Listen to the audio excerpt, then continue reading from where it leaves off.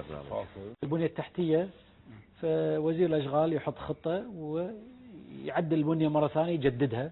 وإذا كانت هناك مشكلة في العزاب وغيره وغيره فيتم تطبيق القانون عليهم في المناطق السكن الخاص بأن يمنعون العزاب. هذا شيء آخر، بأن التثمين ينبغي أن يكون لأي منطقة مثل ما قلنا يطبق عليه بالإضافة للقانون 5 على 2005، قانون 33 على 64، والقانون 131 على 86. دكتور حافظ القوانين. حافظي بعد شغلنا صار أكثر مني صرت حافظ القوانين. اي نعم والمواد بعد المادة الخامسة هني والمادة العاشرة هني، بأن لا ينبغي استملاك أي شيء أي منطقة إلا بعد الرجوع إلى والتنسيق مع وزارة المالية، وبشرط أن المنفعة العامة هي تكون الغرض من هذا الأمر. يعني ما أقدر أنا أستملك لكي أبيع لا هو فقط أدخل مدخول، لا أستملك للمنفعة العامة. هذه قطعة 12 حين السالمية أول ما دش مالتها عند قبال مستشفى الهادي. صحيح. عند مركز وذكر هني. لما تدش عند على اليمين تاخذ شارع أبو ذر الغفاري، أنا أعرف هناك أروح بعض الدواوين أمر عليهم هناك، دوانية المضحي، دوانية الشمالي. أنتم ساكنين أنتم مدة هناك؟ كان بيت الوالدة ساكن هناك. المنطقة يعني تشوفها أول ما تدهش كلها عمارات، وخلف البيوت عمارات، يعني المنطقة نفسها قطعة صغيرة هي محاطة بمناطق استثمارية، شبكة من العمارات الاستثمارية. أبدا على بعد أمتار، يعني مو بعد على بعد نص كيلو، لا أمتار. وفيها محلات جراجات وتصليح سيارات فيها ورش. اي والله سليمان امس طرح موضوع شعر هذول الصالونات. لا ابو سليمان امس طرح في المجلس مواضيع كل الاعضاء، يعني كل عضو جاي من دائره انتخابيه عنده منطقه مهتم فيها، وانا اتفق وياهم ينبغي ان تكون هناك منظومه واحده ورؤيه واحده لمثل هذه المناطق اللي صارت فيها مشاكل، سواء عزاب أو سوء بناء أو سوء تخطيط أو بنية تحتية ما تتحمل أو محاطة بمناطق كذا استثمارية وهي كبيرة، ينبغي النظر لها كمنظومة واحدة ومعالجتها مرة واحدة. وهناك أفكار كثيرة متداولة، وإن شاء الله راح نطرحها بعد ما الكلام اللي سمعناه أمس في مجلس الأمة.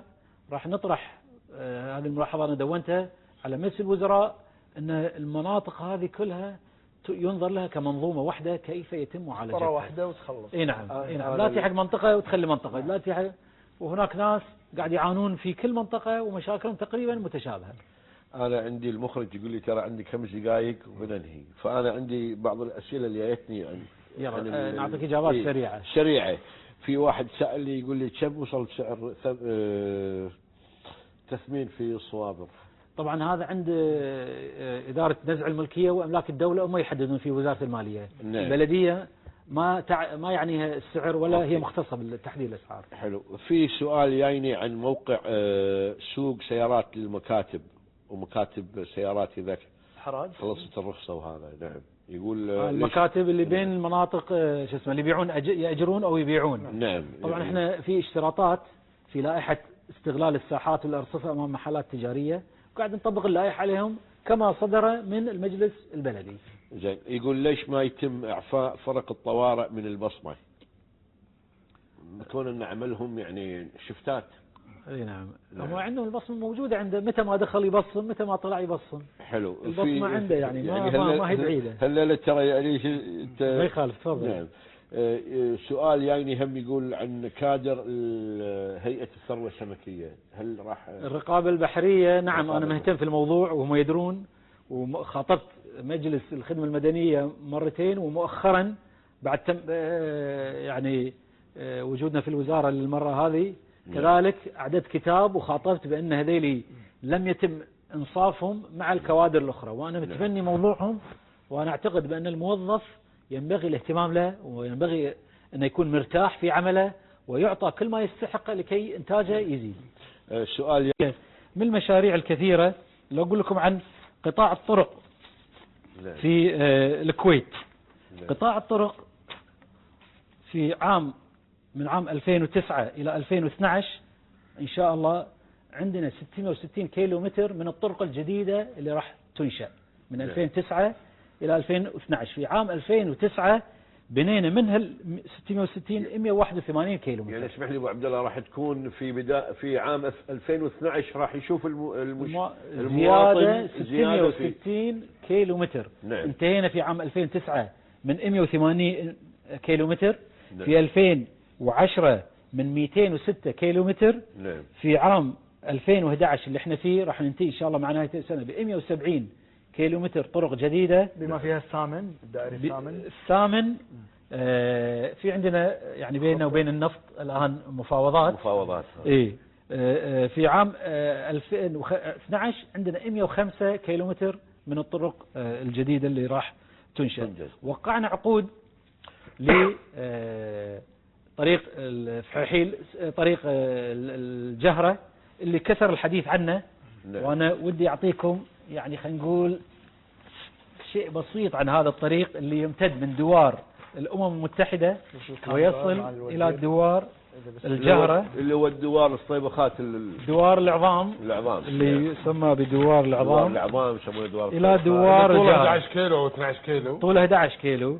بس سعر خرافي كذلك اللي اي نعم. هو مو طريق صحراوي وسليمان، طريق الحين راح تشوفه من هنا يبتدي هذا الدوار وينتهي في دوار يبتدي بأي دوار؟ الأمم المتحدة، دوار الجهرة إلى دوار شيراتون هناك، شيراتون إلى دوار الأمم المتحدة أو دوار العظام. نعم. اي نعم. طبعا راح يكون هذا متى راح ينتهي ابو عبد الله؟ طول مساحة. انت لما تبني بيت عندك 400 متر ما تقول انا ببني 400 متر مربع، انت تقول الأرضي والسرداب والأول 221 كيلو متر مربع المساحة الإجمالية. نعم. هذا الطريق الحالي بسليمان. نعم. 3 سيارات رايحة، 3 سيارات رادة. نعم. راح يصير 16 سيارة رايحة ورادة من التفرعات اللي راح تصير. الحين شارع الجهرة يمر بين الشويخ والشامية. ايوه. وبعدين يروح على نادي الكويت يمر. اي نعم. ويروح لمل شبرة سوق الخضرة من نادي. اي نعم. وزارة التربية. وبعدين يمر على وزارة الدفاع. على الدفاع. نعم. شو 16 سيارة توسيع الشورى، توسيع الطرق، الشبكة من الطرق العلوية والدفرست لاين والخدمات راح نستهدف بدون تثمينات، بدون أي تثمين أبدا. ف 221 كيلو متر مربع راح تكون مساحة البناء. نعم. وراح نبدل البنية التحتية لأن هذا الطريق تذكرني بسنغافورة مسوين هالطرق هذه لازم تروح دكتور. اي نعم. خدمات أخرى غير الخدمات الطرق 83 كيلو متر مربع. نعم. قارنا السعر، كثير من الناس تكلموا عن السعر. نعم. قالوا انتم كذا، قارناه مع على السعر مشاريع مشابهة.